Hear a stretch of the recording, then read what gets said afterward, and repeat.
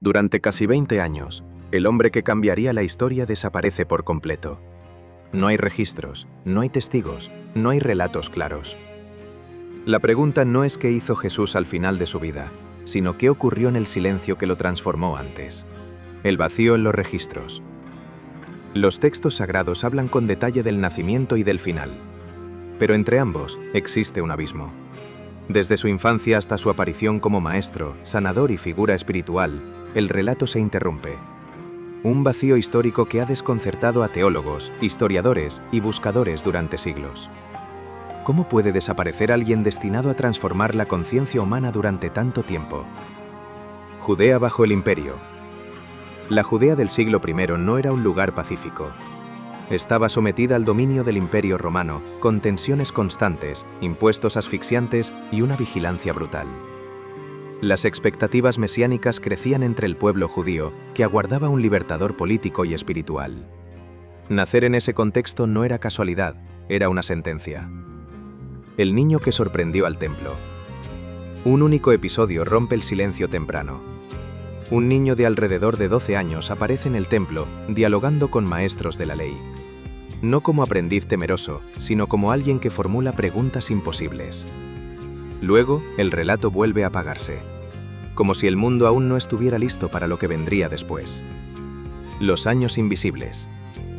Desde ese momento hasta el inicio de su ministerio público, pasan casi 2 décadas. Años completos sin registros oficiales. Demasiado tiempo para ser ignorado. Demasiado silencio para ser accidental. La historia no dice que no ocurrió nada, dice que no sabemos qué ocurrió. Las preguntas prohibidas. ¿Permaneció Jesús en Nazaret como artesano? ¿Viajó fuera de Judea?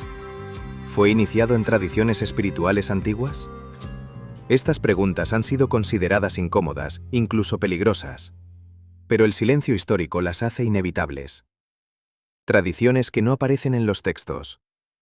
Fuentes no canónicas, tradiciones orales y escritos posteriores sugieren que Jesús pudo haber tenido contacto con corrientes espirituales fuera del judaísmo tradicional.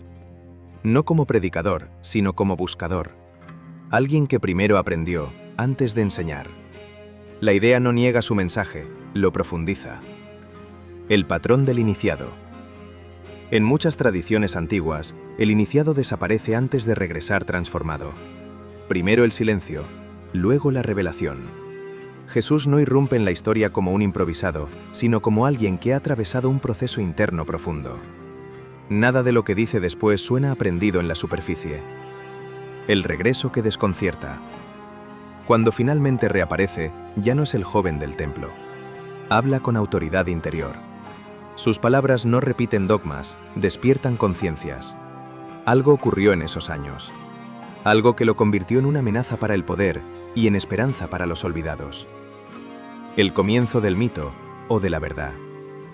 Los evangelios comienzan cuando el proceso ya terminó, cuando la transformación ya está completa.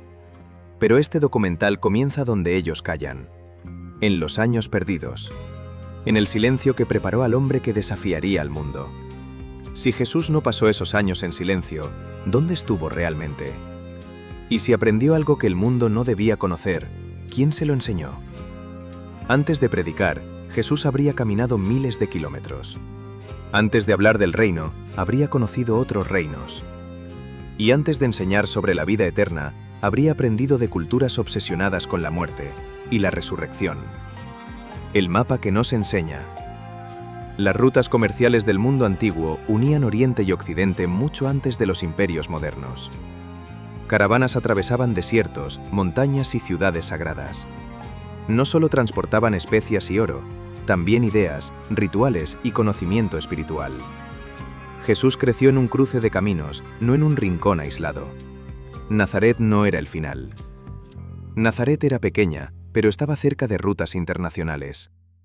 Desde allí se podía viajar hacia Siria, Mesopotamia, Persia y Egipto. Para un joven inquieto, el mundo no terminaba en Galilea. El silencio de los textos puede ocultar algo simple y poderoso. Jesús se fue a Egipto, el gran centro del conocimiento antiguo. Durante siglos, Egipto fue el corazón del conocimiento espiritual del mundo antiguo. Allí se estudiaba la sanación, los estados elevados de conciencia y el misterio de la vida después de la muerte. No como creencias, sino como ciencia sagrada. Para muchos investigadores, no es casual que Jesús ya hubiera estado allí en su infancia y posiblemente regresara como aprendiz. El lenguaje de la iniciación. Las escuelas egipcias no aceptaban curiosos. El conocimiento se transmitía por niveles, pruebas y silencio. El iniciado no hablaba de lo que aprendía, solo lo encarnaba. Décadas después, Jesús hablaría en parábolas, el mismo lenguaje de los iniciados. Sanar no como milagro, sino como comprensión. En Egipto y Oriente, la sanación no era magia, era equilibrio entre mente, cuerpo y espíritu. Jesús más tarde sanará sin rituales complejos, sin objetos, sin invocaciones externas, solo con presencia y palabra. Como alguien que comprendía leyes internas, no trucos divinos. El desierto como escuela. Todo iniciado debía pasar por el desierto, no como castigo, sino como purificación. Soledad, ayuno, silencio. Años después, Jesús pasará 40 días en el desierto, pero esa no fue su primera vez. La idea prohibida: aprender antes de ser el Cristo. Aceptar que Jesús aprendió no lo debilita, lo humaniza, lo hace aún más poderoso.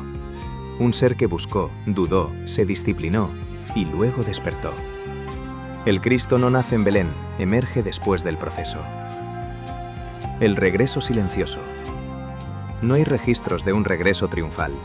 Jesús vuelve sin anunciarse, vuelve a lo cotidiano, como quien guarda un fuego interior que aún no debe mostrarse.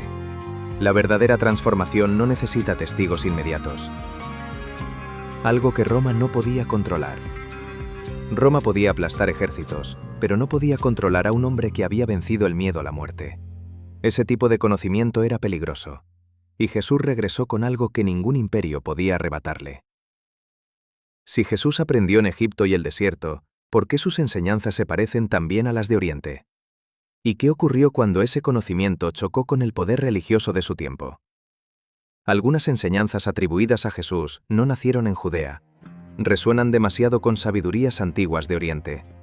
La pregunta ya no es si Jesús viajó, sino qué despertó en él al entrar en contacto con esas tradiciones.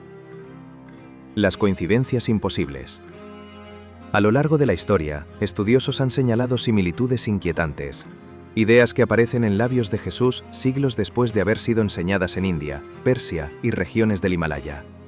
No como copias, sino como ecos, como si una misma verdad hubiera sido aprendida en distintos idiomas espirituales. La ruta hacia Oriente. Las rutas de la seda no solo transportaban mercancías, eran arterias de conocimiento. Monjes, sabios y aprendices recorrían miles de kilómetros buscando comprensión interior. Viajar hacia Oriente no era una aventura comercial, era un acto espiritual. India y el arte del despertar. En India, desde siglos antes, se enseñaba que el sufrimiento nace del apego, que el reino verdadero no es externo, sino interior. Cuando Jesús dice que el reino de Dios está dentro, no está introduciendo una idea nueva, está recordando una verdad ancestral. El yo falso y el yo verdadero. Las tradiciones orientales hablaban del ego como una ilusión. Jesús hablará del hombre viejo que debe morir para que nazca uno nuevo. El lenguaje cambia, el mensaje permanece. Morir antes de morir, para vivir de verdad. Persia y la lucha interior. En Persia se enseñaba la batalla entre la luz y la sombra, no como guerra externa, sino interna. Jesús no habla de demonios lejanos, sino de tentaciones internas. El verdadero enemigo no es Roma, es la ignorancia del propio ser. El maestro que no impone. En Oriente, el verdadero maestro no obliga, invita. Jesús nunca fuerza conversiones, cuenta historias, deja semillas. Como quien sabe que la verdad solo florece cuando es descubierta, no impuesta. Compasión como ley universal. La compasión era el núcleo de muchas tradiciones orientales. Jesús la convierte en mandamiento central. Amar incluso al enemigo no es una estrategia moral, es una tecnología espiritual avanzada, una forma de romper ciclos de violencia interna y colectiva. ¿Por qué estos paralelos incomodan? Aceptar influencias orientales desafía una narrativa exclusiva. Implica que la verdad no pertenece a una sola cultura. Jesús no vino a fundar una religión cerrada, vino a recordar una sabiduría universal adaptada a su tiempo. El mensaje depurado. Después de absorber múltiples tradiciones, Jesús no las repite, las simplifica, las vuelve humanas, accesibles. Su genio no fue copiar, fue destilar lo esencial. Si Jesús integró enseñanzas de Oriente y Occidente, ¿por qué su mensaje fue considerado peligroso en su propia tierra? ¿Y qué ocurrió cuando esa sabiduría chocó directamente con el poder religioso establecido? Jesús no fue condenado por sanar, ni por hablar de amor. Fue condenado porque su mensaje hacía innecesarios a los intermediarios del poder. Y ningún sistema sobrevive cuando deja de ser indispensable. El regreso definitivo. Después de los años de silencio, Jesús regresa a Judea con una claridad que desconcierta. No busca cargos, no solicita autorización. Habla desde la experiencia directa. Y eso es lo que más incomoda a las estructuras establecidas. El poder religioso y el control espiritual. El liderazgo religioso de la época no solo guiaba la fe, controlaba la interpretación de lo divino. Decidía quién estaba puro y quién no. Jesús rompe esa dinámica al hablar de una relación directa con lo sagrado, sin permisos ni jerarquías. El reino interior como amenaza política. Decir que el reino de Dios está dentro desactiva el miedo, y un pueblo sin miedo no es fácil de gobernar. Roma gobernaba con fuerza militar. El sistema religioso gobernaba con culpa. Jesús neutraliza ambos sin levantar una espada. La incomodidad de los expertos. Jesús no cita autoridades académicas. Habla con autoridad interior. Eso expone una verdad peligrosa, que el conocimiento espiritual no pertenece solo a los expertos, sino a cualquiera dispuesto a transformarse. Los milagros como evidencia incómoda. Cada sanación cuestiona el sistema. Si la transformación es posible sin rituales oficiales, el poder pierde exclusividad. Los llamados milagros no prueban divinidad, prueban comprensión profunda de leyes internas que otros han olvidado. El conflicto se vuelve inevitable. El mensaje se expande, no por propaganda, sino por experiencia directa. Las multitudes no siguen dogmas, siguen resultados. Y cuando la verdad se vuelve contagiosa, el sistema reacciona. Jesús no retrocede. Podría haberse moderado, podría haber negociado. No lo hace, porque sabe que lo aprendido en los años perdidos no puede ser traicionado. La coherencia se vuelve su sentencia, la decisión del sistema. El poder entiende algo con claridad. Jesús no puede ser absorbido, no puede ser comprado, no puede ser desacreditado fácilmente. La única opción que queda es eliminarlo. El comienzo del final visible. La historia oficial dirá que todo termina en una cruz, pero en realidad aquí es donde comienza, porque lo que Jesús enfrentará no es solo la muerte, sino la prueba final de todo lo que aprendió en el silencio. Si Jesús sabía que el sistema reaccionaría con violencia, ¿por qué avanzó de todos modos? ¿Y qué comprendía sobre la muerte que lo hacía no temerle? Jesús no camina hacia la cruz como una víctima. Camina como alguien que sabe algo que los demás ignoran. La pregunta ya no es por qué murió, sino qué comprendía sobre la muerte antes de enfrentarla. La calma antes del colapso. A medida que la tensión crece, Jesús no acelera, desacelera. No huye, no convoca resistencia armada. Su serenidad desconcierta incluso a quienes lo siguen. Es la calma de alguien que ya atravesó este umbral por dentro. La muerte como transición, no como final. En muchas tradiciones iniciáticas, la muerte no es un evento físico, es un estado de conciencia. Jesús habla de perder la vida para encontrarla. No como metáfora poética, sino como instrucción precisa. Solo quien ha muerto antes no teme morir después. La última enseñanza silenciosa. En los momentos previos al arresto, Jesús enseña sin palabras. Su presencia es la lección. No intenta convencer, no se defiende. Demuestra que el miedo ha perdido dominio sobre él. El abandono aparente. El sistema actúa rápido. Traición, juicio apresurado, condena. Para muchos parece el colapso del mensaje, pero para Jesús este momento no es sorpresa. Es la culminación del proceso iniciado en los años perdidos. El cuerpo como último umbral. La cruz no es solo instrumento de muerte, es símbolo del límite final del ego. El cuerpo resiste, la conciencia observa. Jesús no niega el dolor, pero no se identifica con él. Lo que realmente muere, no muere la esencia, no muere la conciencia, muere la identidad construida, lo que las tradiciones llaman el yo falso. Jesús atraviesa lo que enseñó, morir para renacer. El silencio posterior. Después de la muerte, el mundo queda en suspenso. Discípulos confundidos, autoridades tranquilizadas. Pero el silencio vuelve a aparecer, el mismo silencio que precedió a su transformación inicial. La pregunta que nadie puede responder: si todo terminó en la cruz, ¿por qué el mensaje no murió con él? ¿Por qué el miedo no regresó a quienes lo siguieron? ¿Por qué la historia no se cerró allí? El umbral invisible. Las tradiciones iniciáticas hablan de una prueba final, un paso que no deja testigos.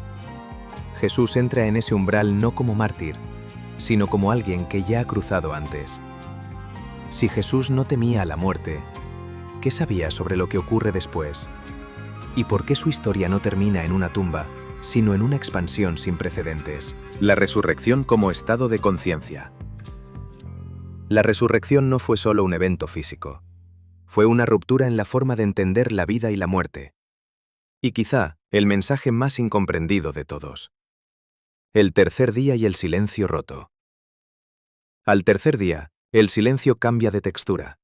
No es vacío, es expectativa. Algo que parecía concluido comienza a reconfigurarse, como si la historia respirara de nuevo. La tumba no cumple su función, no retiene, no encierra. Es solo un umbral, un punto de transición entre estados de conciencia. Jesús no regresa como antes, es reconocido y no lo es. Aparece y desaparece. No está limitado por espacio ni tiempo, como alguien que opera desde otro nivel de realidad. El cuerpo transformado. Los relatos describen un cuerpo distinto, no sujeto a las mismas leyes, no dominado por la materia. Las tradiciones iniciáticas lo llaman cuerpo glorificado, una conciencia que ya no necesita prisión física. La enseñanza final. Jesús no vuelve para vengarse, vuelve para confirmar, para demostrar que la muerte no tiene la última palabra, que lo aprendido en los años perdidos era real, y que ahora podía ser transmitido sin palabras. El miedo se disuelve, el efecto es inmediato, el miedo se rompe. Los seguidores ya no se esconden, no porque esperen un rescate externo, sino porque han comprendido que la muerte no es el final. El mensaje que no puede ser controlado. Roma puede ejecutar cuerpos. Las instituciones pueden silenciar voces, pero no pueden detener una conciencia despierta. La resurrección convierte el mensaje en indestructible. La ascensión como expansión. La ascensión no es una huida hacia el cielo, es una expansión de presencia. Jesús no se va, cambia de forma, pasa de ser uno a estar en muchos. El legado invisible. Desde ese momento, el mensaje ya no depende de su cuerpo. Vive en la experiencia directa de quienes lo encarnan. La resurrección no pide fe ciega, invita a una transformación interior equivalente. Si la resurrección no fue solo un milagro externo, ¿por qué la historia la redujo a un evento y no a una enseñanza? ¿Y qué parte del mensaje original se perdió cuando se convirtió en religión? La historia recuerda a Jesús por su muerte. Las religiones lo veneran por su resurrección. Pero el mundo olvidó el proceso que lo hizo posible. Y quizá ahí esté el verdadero mensaje, lo que quedó fuera del relato oficial. Con el paso de las décadas, el mensaje comenzó a organizarse.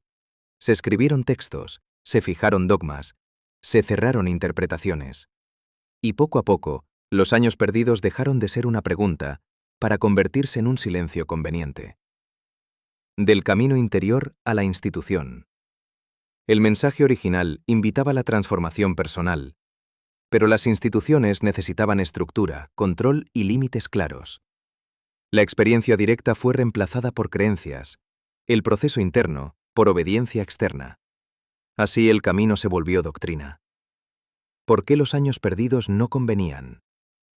Aceptar que Jesús aprendió, buscó y se transformó implicaba que cualquiera podía hacerlo, que no era único por origen, sino por realización. Y eso resultaba peligroso, porque empodera al individuo y debilita al intermediario. El Cristo como estado alcanzable. En su forma más profunda, Cristo no es un apellido, es un estado de conciencia. Jesús no vino a ser adorado, vino a mostrar lo que es posible cuando el ser humano despierta completamente. El mensaje que sobrevivió a todo. A pesar de las distorsiones, algo permaneció intacto. La invitación a amar sin miedo, a mirar hacia adentro, a morir al ego para renacer en conciencia. Ese mensaje atravesó imperios, siglos y fronteras. Los años perdidos como espejo. Los años perdidos no son solo parte de su historia, son un espejo de la nuestra. Todo despertar auténtico exige silencio, búsqueda, desierto interior, transformación sin testigos. La pregunta que permanece. Si Jesús necesitó años de preparación, ¿por qué creemos que la transformación es instantánea? Si Él buscó antes de enseñar, ¿por qué evitamos el silencio que nos confronta? El verdadero legado. El legado no es una cruz, ni una tumba vacía. Es un camino interior abierto, uno que no requiere templos, solo honestidad radical con uno mismo. Quizá los años perdidos no fueron borrados por accidente. Quizá fueron ocultados para que cada generación los descubra por sí misma. Porque el mensaje final no es histórico, es personal y sigue esperando ser vivido.